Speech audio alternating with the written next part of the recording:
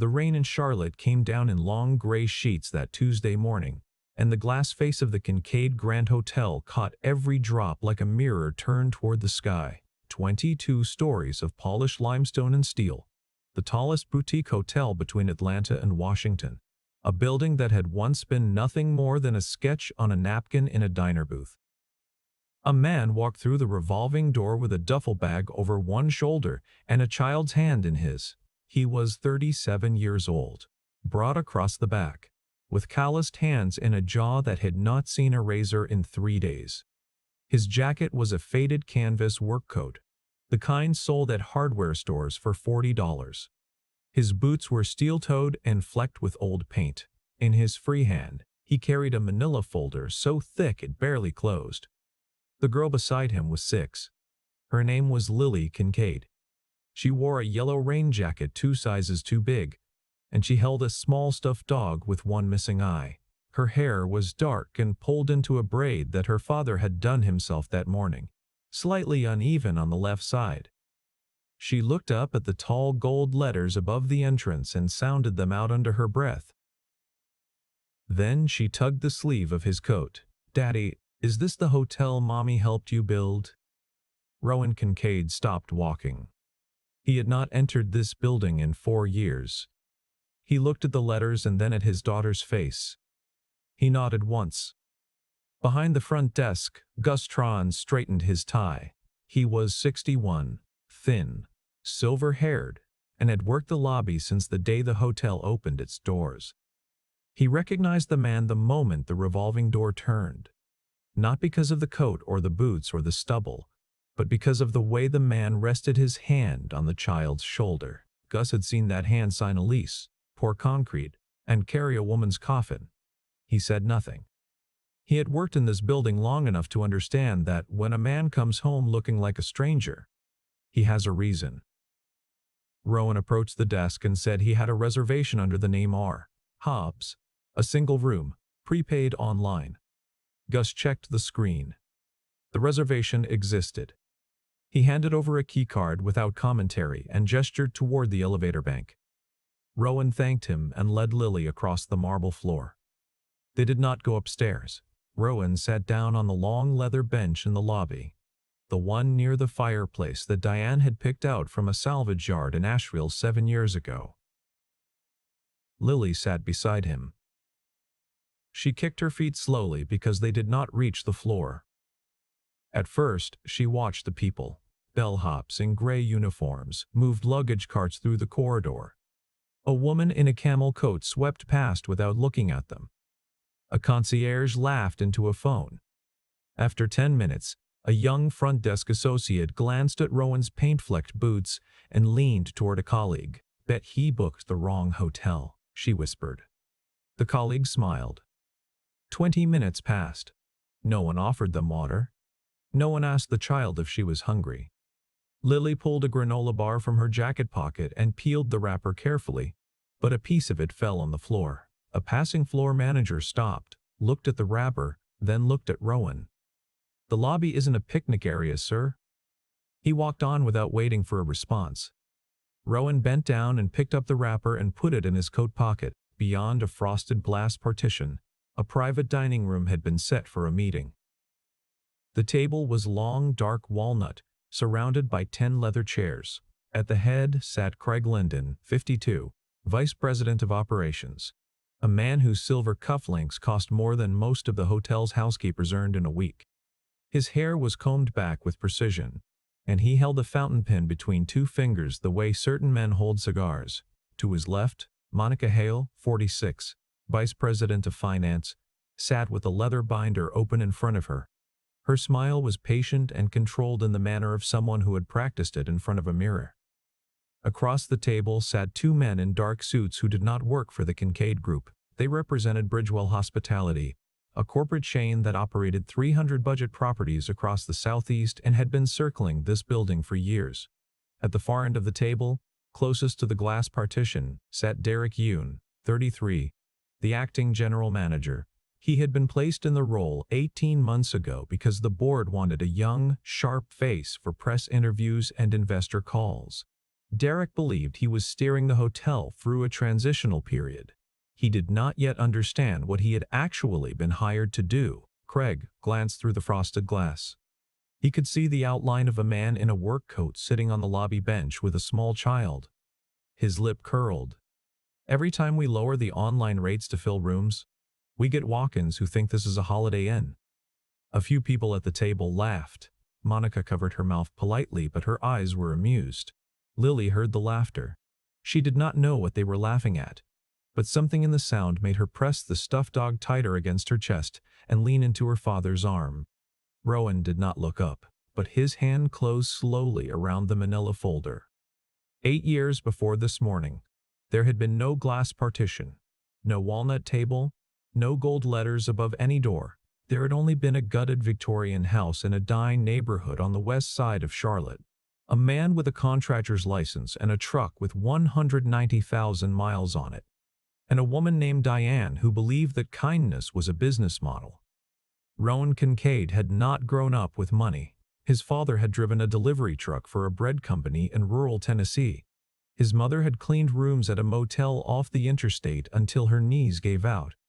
Rowan had earned a degree in structural engineering on a Pell Grant and a night job stocking shelves at a warehouse. What he had always believed was that a building was only worth its name if the people inside it felt like they belonged there. His first project had been that gutted Victorian. He had bought it with a small business loan and his entire savings.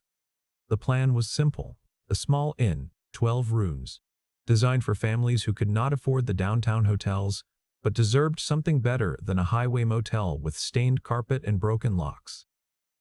Rooms with real sheets, a kitchen that served breakfast, a front porch where someone would know your name. Diane had been a social worker. They had met at a community health fair in a church parking lot. She was not a businesswoman. She did not understand zoning permits or debt-to-equity ratios. But she understood people. When Rowan came home one night ready to quit because the plumbing had failed for the 3rd time and the loan officer had stopped returning his calls, Diane sat across the kitchen table and said simply, "If what you're building can make a family feel safe for one night, then it's worth finishing." His best friend Sam Orozco had been a carpenter since the age of 16. Quiet, patient, built like a fire hydrant. Sam had shown up on the first morning of demolition with his own tools, his own truck, and a cooler of sandwiches his wife had packed. He never asked for equity.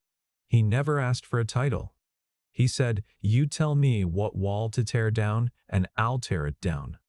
The 3 of them had worked 18-hour days for 5 months. They slept in the unfinished rooms. They ate cold meals on the porch. They hung drywall at midnight and painted trim at dawn. When the inn opened, a newspaper in Charlotte ran a small story about it. A local family whose house had burned in an electrical fire was the first to check in. Diane carried their bags to the room herself. She put fresh flowers on the nightstand. She left a handwritten note that said, "You are not homeless. You are home." The inn filled. Then it expanded. Then it became a second property, a third, a fourth. The Kincaid Group grew because it kept its promise. Every hotel had a community room available free of charge to local nonprofits. Every property held 10 rooms in reserve each month for families in crisis, displaced by fire, flood, domestic violence, at a rate the families could afford. The model worked because guests who paid full price understood what their money supported. Rowan had never hidden the mission. He had printed it on the back of every room keycard. You were not just a guest. You were part of something. Then the darkness came. When Lily was 14 months old, Diane was diagnosed. The illness moved quickly. Rowan held her hand on the last morning and promised her 2 things. He would raise Lily with the same gentleness Diane had given the world, and he would never let the hotels become a place where kindness was treated as weakness. 11 months later, Sam Orozco was killed. He had gone to inspect a renovation site outside Raleigh. A load-bearing wall that should have been shored up had not been. The wall came down. Sam did not come home. His wife received the call while she was packing his lunch for the next day. 2 losses in less than a year. Rowan did not have the strength left to stand at the center of anything. He stepped back from operations. He appointed Craig Linden and Monica Hale to run daily business. He retained his controlling ownership stake and the founder's emergency clause that had been embedded in the company charter since the day of incorporation. But he disappeared from public life. For 4 years, he lived the quiet life of an ordinary father. He learned to braid his daughter's hair from a video on his phone, practicing on a doll head until he could do it without pulling. He drove Lily to school every morning. He read to her every night. On weekends, he restored furniture in the garage, sanding and staining old chairs and tables that he sold at a flea market for modest cash. On Sunday evenings, he made grilled cheese sandwiches and tomato soup because Lily said it tasted like a hug. To the Charlotte business community, he was the reclusive founder who had walked away from a $200 million company.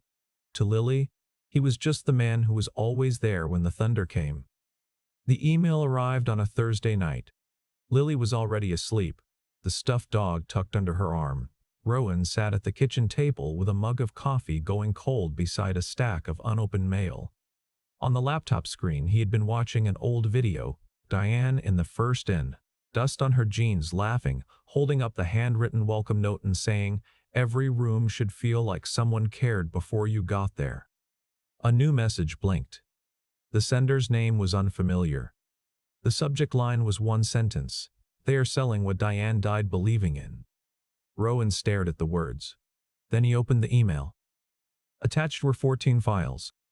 Board minutes from closed sessions. Side agreements. Budget transfers. Internal correspondence. A nearly finalized sale contract with Bridgewell Hospitality. He read until the sky outside began to lighten. The picture that emerged was methodical and cold. Craig Linden and Monica Hale had spent 2 years preparing to sell the Kincaid Group to Bridgewell Hospitality, a corporate chain whose entire model was high-volume, low-cost lodging. The sale price was 35% below the company's actual valuation.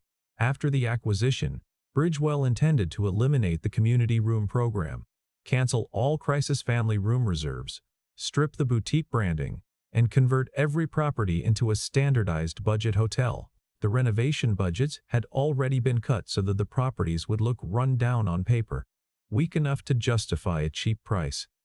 Craig was set to receive an $18 million personal payout upon closing. Monica had been promised the CFO position at Bridgewell's Southeast Division. Worse, they had spent 18 months quietly dismantling the culture from the inside. Staff training programs had been slashed. The employee wellness fund Diane had started was gone. Housekeepers had been moved to split shifts with no overtime. 3 general managers at smaller properties had resigned in the past year, and none had been replaced. The sender was Phoebe Chang, 28, a junior financial analyst who had been at the company for 2 years.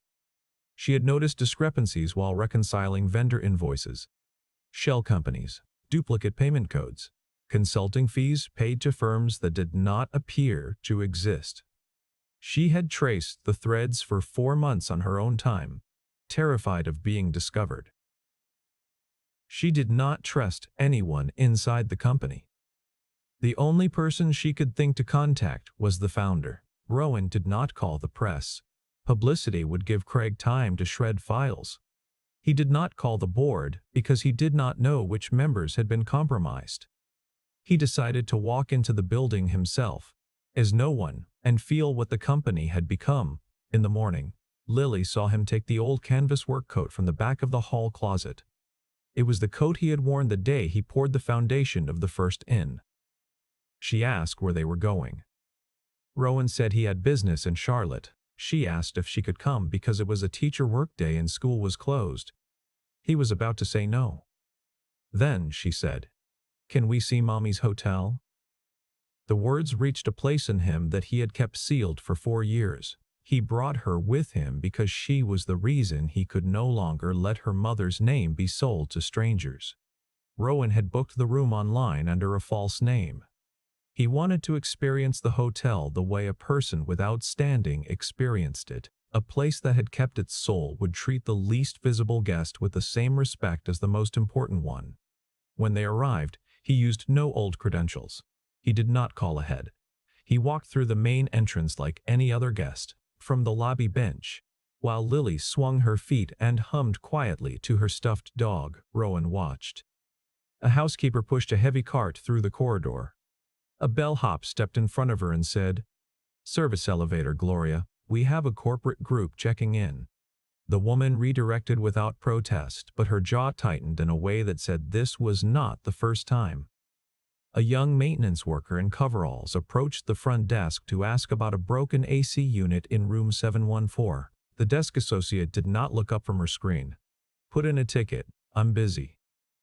A family with two small children and a pile of mismatched luggage walked in through the front entrance. They looked tired. The mother held a printed confirmation in her hand. A concierge glanced at them and said to a colleague, "Crisis comp, room 4B." The word comp was said with a small exhale, the way a person sighs about something tedious. Rowan saw in those moments what no spreadsheet could show him. The culture had shifted from caring about people to managing appearances. The building still looked beautiful, but the warmth that had made it different was gone. Lily leaned close. "Daddy, why does nobody say hi to us?" He did not have a good answer. He said softly, "They're busy, sweetheart." But he knew it was not busyness. It was indifference dressed up as professionalism. Inside the private dining room, Craig was presenting what he called a brand evolution strategy. He used polished language, portfolio optimization, market repositioning, operational streamlining. Beneath each phrase was the same simple fact. He was selling the company to Bridgewell for less than it was worth and pocketing millions. Derek Yoon sat at the end of the table because the board had wanted a young, presentable face for press events and investor dinners. He believed he was guiding the company through a difficult transition. He did not know that Craig had been feeding him edited reports. He did not know that the real terms of the Bridgewell deal were buried in appendices he had never been shown. Derek glanced through the frosted glass and noticed the man on the bench. A father in a work coat with a child beside him. Something about the image unsettled him, but he could not say why. Craig noticed where Derek was looking and leaned over. "That's the problem with the old brand. Too sentimental. Diane Kincaid turned this place into a charity ward. We're finally running it like a real business." Derek said nothing. He had been told so many times by older executives that sentiment was a liability that he had started to believe it. He had taught himself to speak in numbers instead of names. He did not yet see how that habit had made him blind. An hour passed. Lily was hungry and tired. She tried to sit still. She tried not to be a problem. But when laughter came again from behind the glass, sharp and careless, she felt something she had never felt before in a place her mother had built. She tugged her father's sleeve. "Daddy," she whispered, "are we not supposed to be here?" The question hit Rowan harder than any insult aimed at himself ever could. He could take mockery directed at his clothes, his stubble, his boots, but Lily was not supposed to learn that her father looked like someone who did not belong in his own building. At that moment, Craig Linden stepped out of the dining room with Monica and one of the Bridgewell representatives. He was walking toward the elevator when he paused in front of the bench. He looked at Rowan's boots, then at the duffel bag, then at Lily. "Are you a guest here?" Craig asked.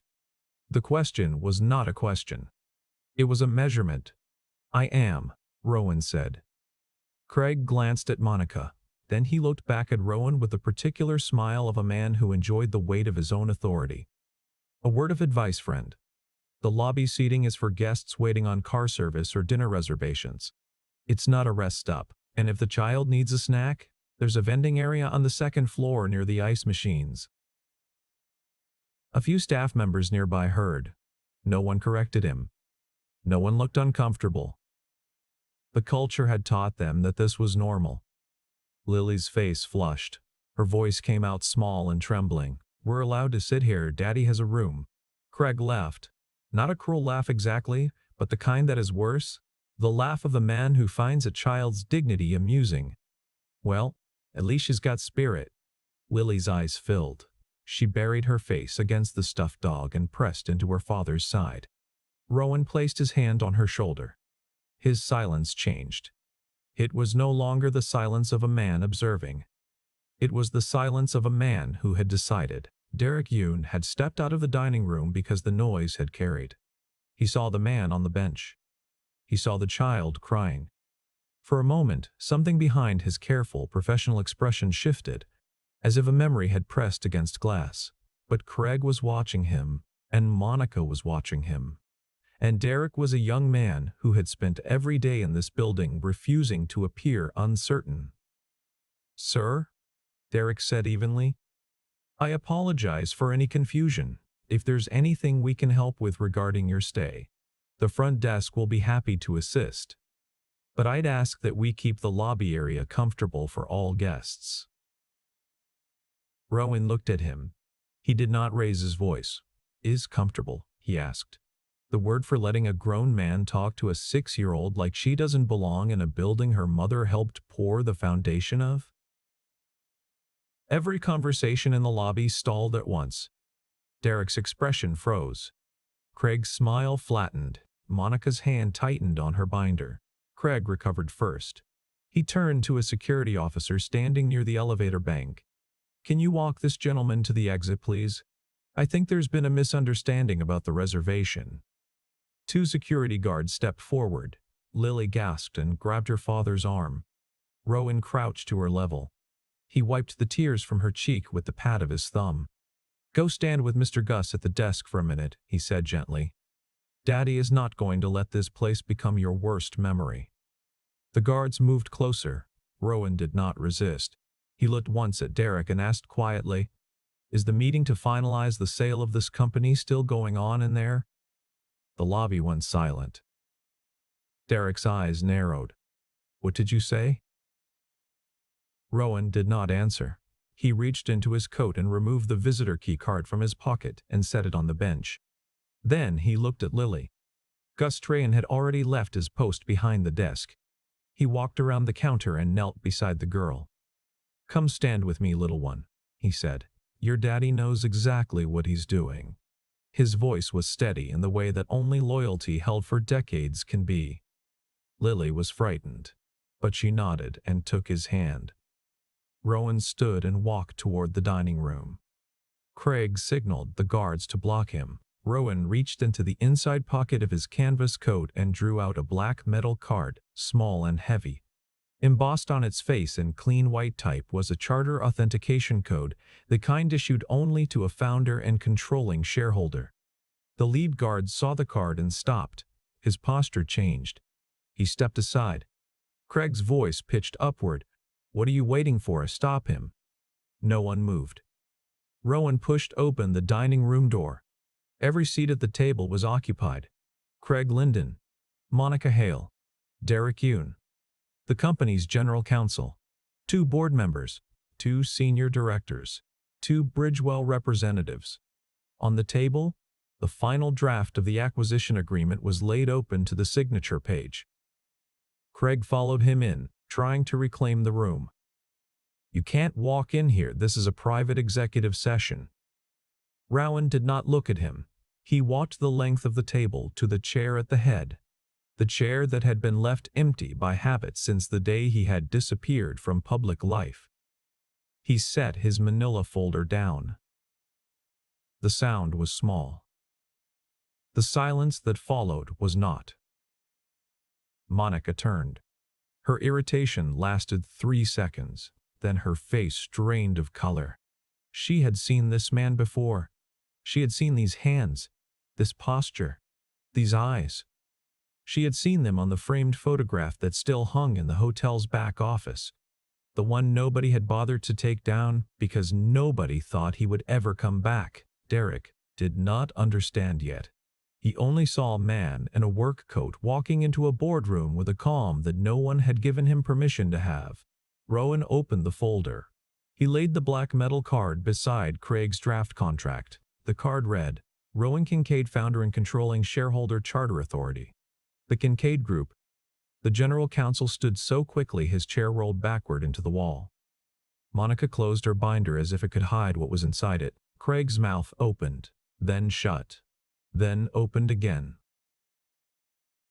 Derek stared at the card, and then at the man who had placed it there, and the color left his face slowly, the way water drains from a basin. Rowan looked at no one in particular. His voice was level. I have been sitting in that lobby for over an hour. Long enough to understand that this hotel is not just being sold. It has been hollowed out from the inside. The silence that followed was the sound of a room discovering that the floor beneath it had shifted. What happened next took 7 minutes. Those who were present would later describe it the way people describe a storm that arrives without wind. In the first minute, Rowan presented identification. The general counsel ran the charter card through the company's verification system. The system confirmed Rowan's status as founder, controlling shareholder, and charter authority holder. Craig attempted to object. He said, with the polished confidence of a man who had practiced authority for 20 years, that Rowan had been absent too long to intervene in operational decisions. Rowan did not raise his voice. I don't need a corner office to know when a company is being gutted. In the second minute, Rowan laid the Bridgewell acquisition agreement on the table and turned to the page listing the transaction price. The number was 35% below the company's independent valuation. One of the Bridgewell representatives reached for the document. Rowan set his hand flat on the page. Don't touch it. Copies are already with 3 separate law firms and a forensic accounting team. The room understood then that he had not come to make threats. He had come prepared. In the third minute, Rowan exposed Craig. He produced the personal payout agreement, $18 million upon closing, then a second document showing payments routed to a consulting firm whose registered address matched the home of Craig's brother-in-law in Hilton Head. Craig tried to laugh it off. He called it a post-merger advisory arrangement. Rowan turned the page. The next sheet was an email Craig had written in his own words instructing a deputy to soften the property appraisals before the buyer reviews them.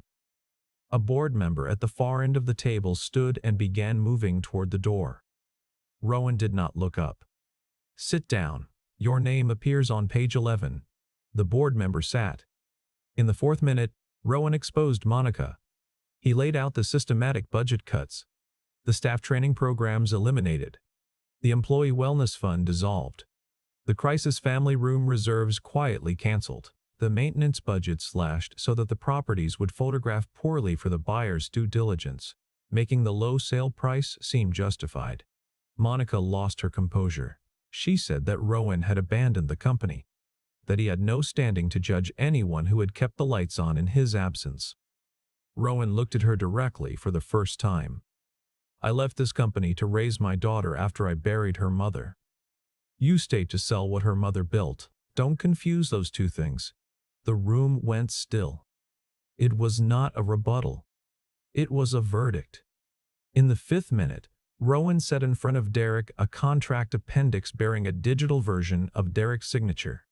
Derek read it. The clause authorized the elimination of all community programming and the conversion of crisis rate rooms to premium inventory. It had never appeared in any summary Derek had approved. Craig had used Derek's administrative authority to legitimize provisions Derek had never seen while keeping the side agreements entirely out of his view. Derek's hands began to tremble. He understood, with a slow and final clarity, that he had not been leading this company. He had been the face on the brochure while someone else signed away everything behind it. In the sixth minute, Rowan drew out the founder's emergency reinstatement clause. It had been written into the company charter on the night the business was first incorporated. Sitting at the kitchen table in the old Victorian, Diane beside him, Sam across from him, all 3 of them signing their names with a single pen passed between them. The clause allowed the founder to retake full operational authority immediately if the company was found to be the target of fraud, undervalued sale, or betrayal of its founding mission. He took out a pen. It was not expensive. It was a plain blue ballpoint, the same brand Diane had always kept in her apron pocket at the First Inn. He signed the reinstatement order in front of every witness in the room. In the 7th minute, he laid down a stack of termination letters. Craig Linden, Monica Hale, and every director whose name appears in these documents. Your authority in this company ends now. Craig shouted that it was illegal. Monica threatened litigation. Rowan answered without ceremony. Sue me. Discovery will show the country exactly what you've done. Security entered the dining room. This time they did not approach Rowan. They approached Craig, Monica, and the named directors. As Craig was escorted past the frosted glass partition, he saw Lily standing beside Gus at the front desk. She had stopped crying.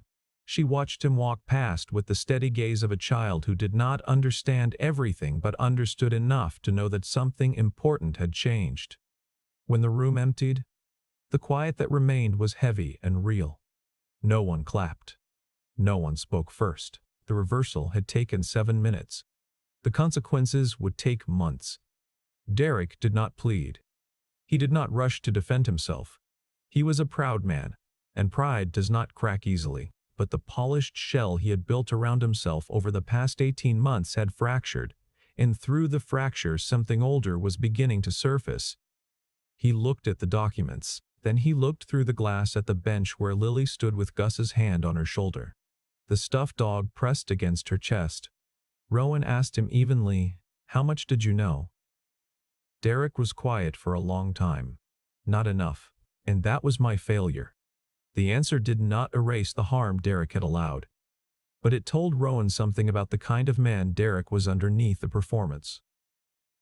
Derek was not Craig. He had been used. That did not make him innocent. It did not make him beyond repair either. Rowan slid a second folder across the table. Inside were records showing how Craig had managed Derek. Meeting agendas rearranged. Full contracts withheld. Summaries edited before they reached Derek's desk. Digital signatures attached to appendices Derek had never read. If the deal had gone public, Derek would have been the first name the press destroyed. A memory surfaced in Derek then. His mother, 20 years earlier, standing in the kitchen of their apartment in Queens after his father had been laid off from the restaurant where he had cooked for 11 years. No severance, no notice. Just a phone call and a paper bag of his knives. Derek had been 13. He had told himself that day that he would grow up to become the kind of person no one could discard, and yet here he had stood beside men who had treated a father in front of his daughter the way his own father had once been treated. Derek stood. He turned to the general counsel and the remaining board members. "I am formally requesting that the Bridgewell transaction be frozen immediately, that an independent investigation be opened, and that emergency operational authority be granted to Mr. Kincaid until that review is complete." One of the directors objected. He warned that the stock equivalent valuations would collapse. Derek looked at him without flinching. "If our valuation depends on a lie, it's already worthless." The sentence moved through the room without resistance. From that moment, Derek was no longer the polished figurehead from the lobby. He was not yet forgiven, but he had begun to make himself worthy of being heard. The news reached the Charlotte business press within the hour.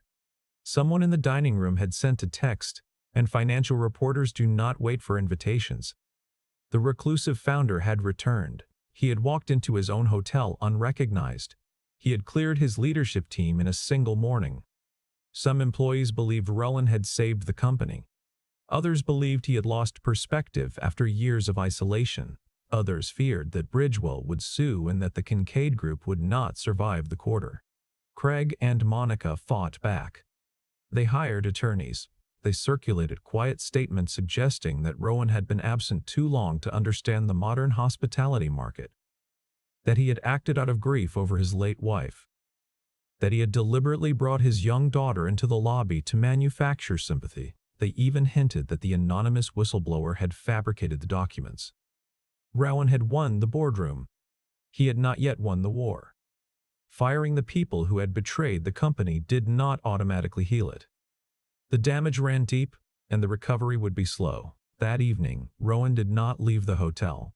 Lily fell asleep on a couch in a small office off the back corridor, the stuffed dog tucked under her chin. Gus brought a blanket from housekeeping and laid it over her without a sound. Rowan stood in the doorway and watched his daughter sleep. He asked himself whether it had been wrong to bring her here.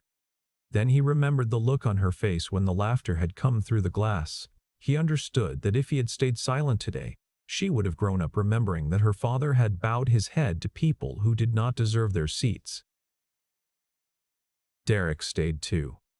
He took off his blazer and rolled up his sleeves. He sat with Rowan in the small conference room behind the kitchen and worked through the documents page by page. The silence between them was strained, but it was honest. He was a man trying late to do the work he had skipped. What they found was worse than either had expected. The housekeeping staff had been cut by 30%. 3 properties had deferred maintenance so long that county inspectors had flagged safety violations. The crisis family room program, the one Diane had started, had been quietly eliminated 6 months ago. Families who called the reservation line asking about reduced-rate rooms were now told, "We don't offer that program." A community center in East Charlotte that had used the hotel's meeting room for free every Tuesday evening for a grief support group had been told the space was no longer available. Derek finally asked, his voice low, "Why didn't you come back sooner?" Rowan looked through the glass at his sleeping daughter.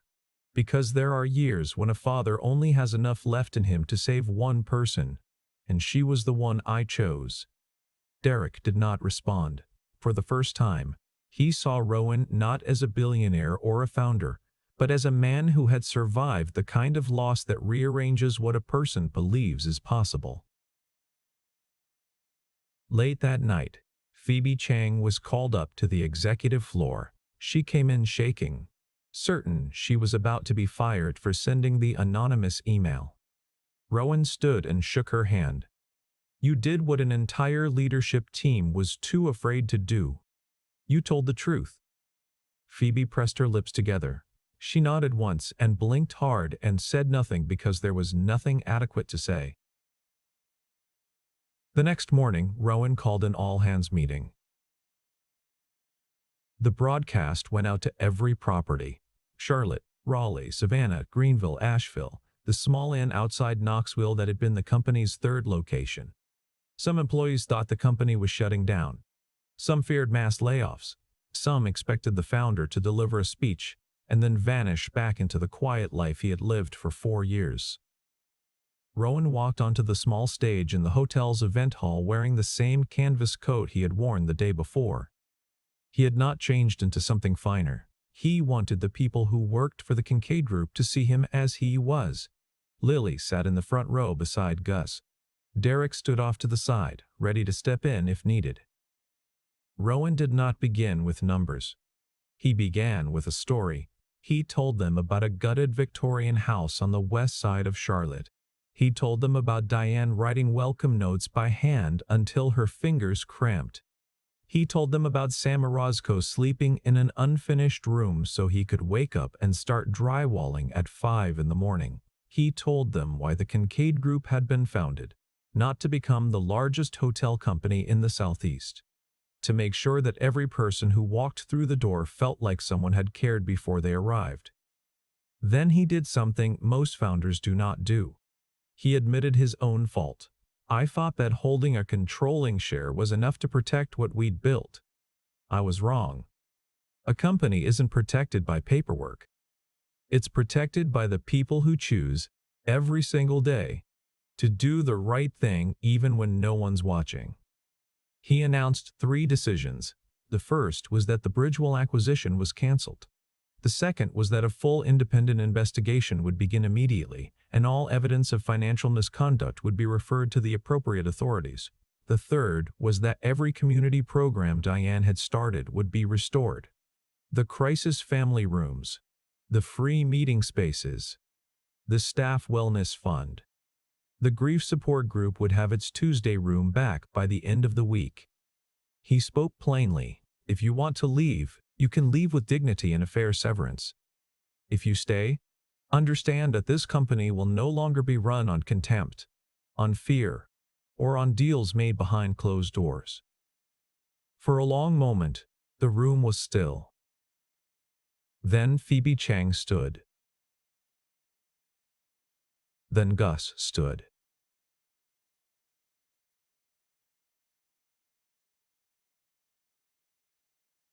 Then an older housekeeper in the third row.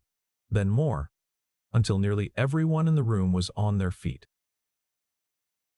Derek walked to the stage. He stood beside Rowan, but not in front of him. The careful composure he had worn for 18 months was gone. I was wrong to believe that detachment was leadership. I stood in a lobby and watched a father be humiliated in front of his daughter inside this hotel. I will not hide behind that mistake. From today, if I am still standing in this building, I will stand on the side of the people this company was built to serve. Lily watched him. She did not understand every word a grown-up had just said. But she understood the simplest thing. A person had said sorry and meant it. 2 months passed. The investigation confirmed what the documents had shown.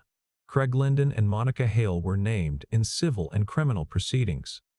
They lost their positions, their reputations, and their standing in every professional circle they had occupied. Bridgewell quietly withdrew its offer. Several board members resigned. The Kincaid Group did not recover overnight. But the lights in the community rooms came back on. The crisis family line was restored. Engineers who had been preparing to leave decided to stay. The housekeeping staff was brought back to full strength. The grief support group met on Tuesday evening in the same room it had always used, and this time there were fresh flowers on the table. Rowan did not consider the recovery of the company's valuation his greatest achievement. The moment that mattered to him came on an ordinary afternoon when he passed the lobby and overheard a young front desk associate say to a new hire, "This is starting to feel like the place I applied to work at." Derek stayed at the Kincaid Group. He was no longer the acting general manager. He had asked for a different role, one where he could rebuild what he had allowed to be dismantled. The respect between him and Rowan grew slowly. There was honesty first. There was trust second. There was a careful, earned warmth third. Neither of them was in a hurry. One quiet morning, Rowan brought Lily back to the main lobby. Employees recognized him now. They stopped to greet him. But he had not brought his daughter here to celebrate a victory. He led her to the same leather bench by the fireplace where the two of them had once sat like strangers for over an hour. She looked up at him. "Daddy, why are we sitting here again?" He lowered himself beside her the same way he had sat that morning. One arm around her shoulder, the duffel bag at his feet. "Because this is the spot I want you to remember. Not so you'll be angry at anyone. So you'll know something simple. When other people can't see what you're worth, you don't have to forget it yourself." Gus watched from behind the desk. He smiled. He had been there on the day the first inn opened. He had watched the company lose its way. Now, he had watched the founder come home. Derek approached. He wore a simple navy blazer, no tie, his sleeves rolled to the forearm. He knelt so that his face was level with Lily's. "I didn't protect you the last time you were here." "I'm sorry." Lily looked at him for a long moment. Then she lifted the one-eyed stuffed dog and touched it gently to the back of his hand. It was not a grand forgiveness. It was the way a small child says that something broken has begun to mend. The three of them stood. They walked together to the elevator. The doors opened. Rowan stepped inside with his daughter's hand in his and Derek beside him. The panel above the door began to climb. He was no longer a father kept waiting in his own hotel. He was no longer a man returning for revenge. He walked back into the Kincaid Grand as a man who had remembered at last what real power was meant to do. It was meant to protect the people who could not protect themselves.